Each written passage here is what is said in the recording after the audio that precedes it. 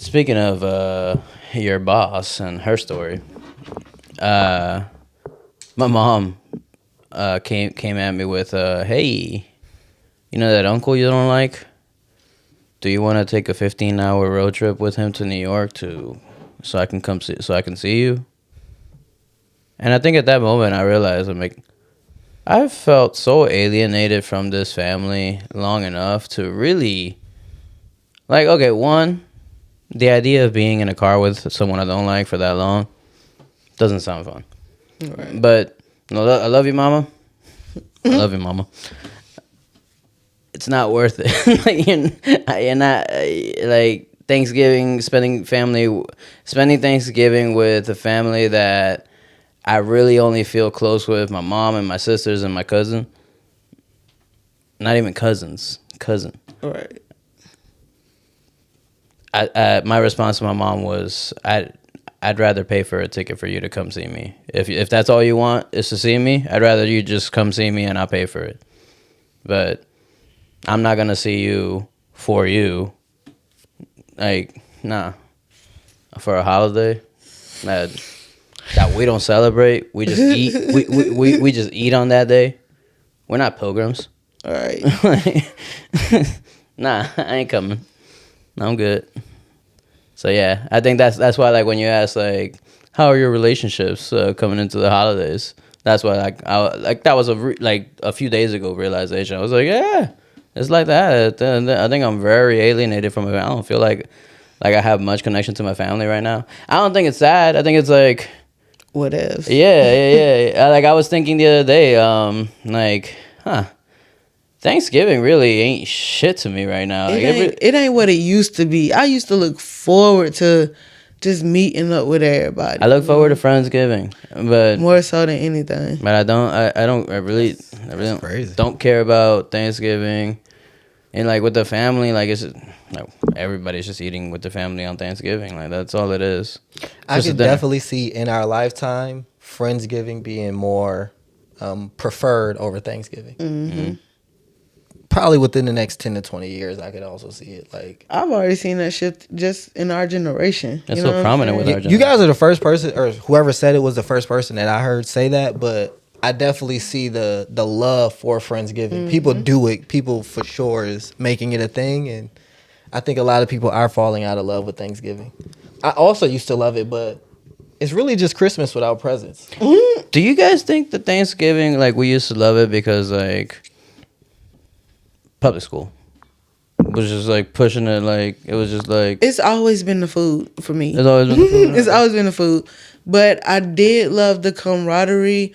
I would leave feeling like, oh, I wish I knew these cousins more or something like that. But now it's like, who is you? You cool? Because you know what I'm saying?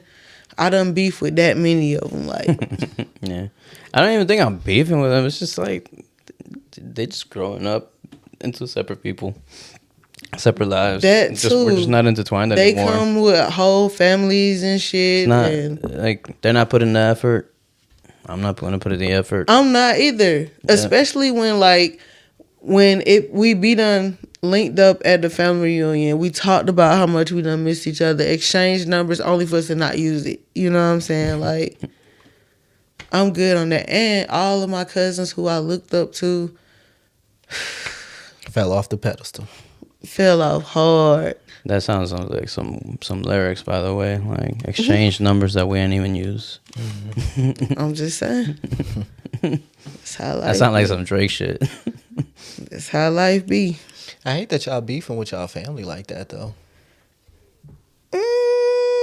I mean, I thought you'd be laughing at it, Mr. Dark. I mean, I actually do think parts of it is funny, and I want to ask questions, but I don't want to make it just my type of funny and entertaining. Okay, I got to ask one. Just one question. Los, how do you feel about the fact that your mom clearly wants you to make up with all the family members you got beef with, your grandfather, your uncle? Dude, she keep trying to do little shit she's stuck in between a rock and a hard place, because like my grandfather, he's just like this, but his son is turning exactly like him. Like, his son went up to my mom. He's like, hey, any chance that you could set up a way for me to, like, publicly apologize to the family? Like, bitch, just apologize to us. Like, you, like, disrespected all of us in front of everyone and individually. Apologize individually first and then do that shit. Because who is it for? And why other people doing this work on your behalf? And then if it's not that, they just hope that people forget and forgive. Man, that's how my grandfather is. I seen some shit to say today that said time passed is not an apology. That's how Los carrying it. Yup. That motherfucker said, "No, nigga. Right, because it's fuck This shit you. gonna be addressed." It's fuck you until you come say what you need to say to me. Like, Period. And that's it. You're an old man. You're not senile. You're just old. Like, you know what the fuck you do. You know what the fuck you doing. You're just hard-headed, and that's, if you want to stay hard-headed, fine.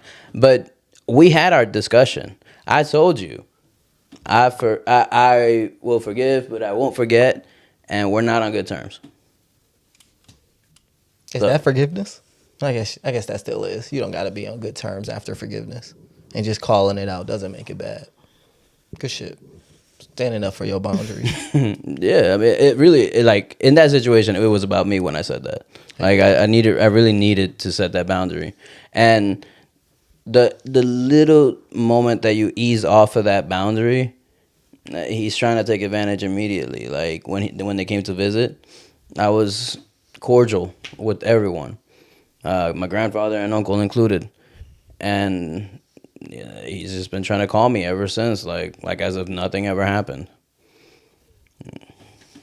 And I'm gonna call him back and be like, "You good? What's up?" Because when my sister was visiting, he called her, and Maria, she was just like, "Oh yeah, Carlos, Papi Guacho said he's been calling you." I'm like, "Oh yeah, I know. I haven't picked up any of the calls." And she's like, "Oh, yeah, Papi, he doesn't have the app, so he's just been missing your calls. He doesn't know. He didn't know about the calls. Like, she just lied for me." And I'm just like, I thought the next line was gonna be, "No, tell him the truth." Right. that's why, like, in Tell my his bitch head, ass what I I was said. like, okay, now I gotta call him back to tell him, like, exactly that.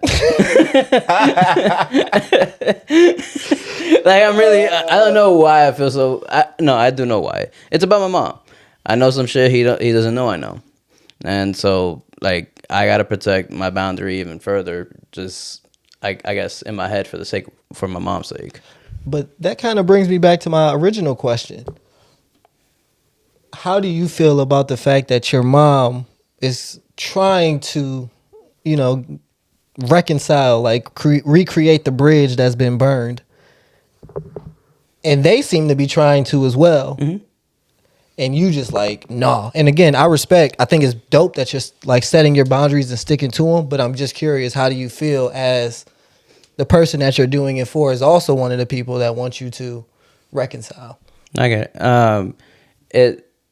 It sucks for my mom, like, because, like, I've told her already, like, hey, your dad keeps calling me. I don't know what to do. And she's like, yeah, I don't know what to do either. I've told him before, and, like, he's just not, like, they're not willing to tell him for me, like, what I've already told him. So they just keep, like, making up bullshit for me. And so I guess that's why maybe he has false hopes, but that's why I guess I gotta continuously keep reminding him, like, we ain't cool until you're trying to actually apologize. Like, and I get that he'll never be able to apologize for for how he is with my mom. That's not something he should apologize to me for either.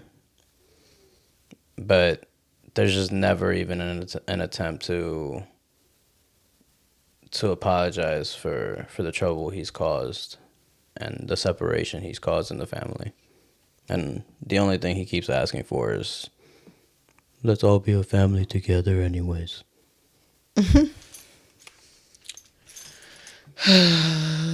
Niggas think that they can literally just do whatever with no consequence. It's always gonna be a consequence to your action.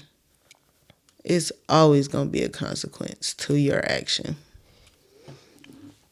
I do be thinking, like, I wonder if I'm setting up some bad karma for myself. Where, yeah, sure, I'm alienating myself from the family because I feel alienated.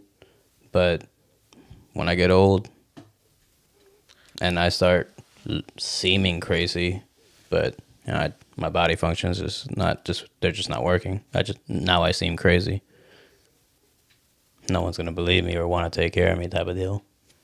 But I mean, that's why, like, throughout this journey of life, you gotta find your tribe for real.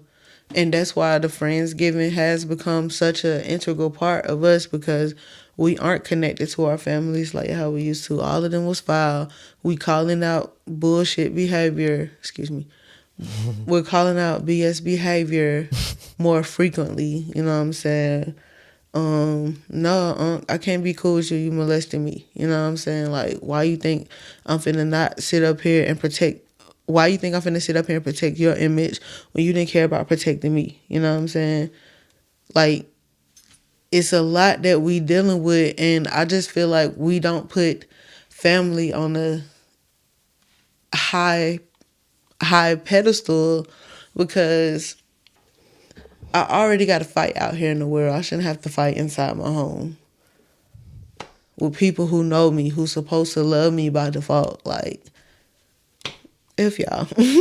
and you already know they dirty laundry, so it's like you can make the choice of, like, that's not somebody I want to really mess with. Exactly. If you was just a random person in the street, I gotta get to know you. You a scamming ass person, and I don't like those type of people.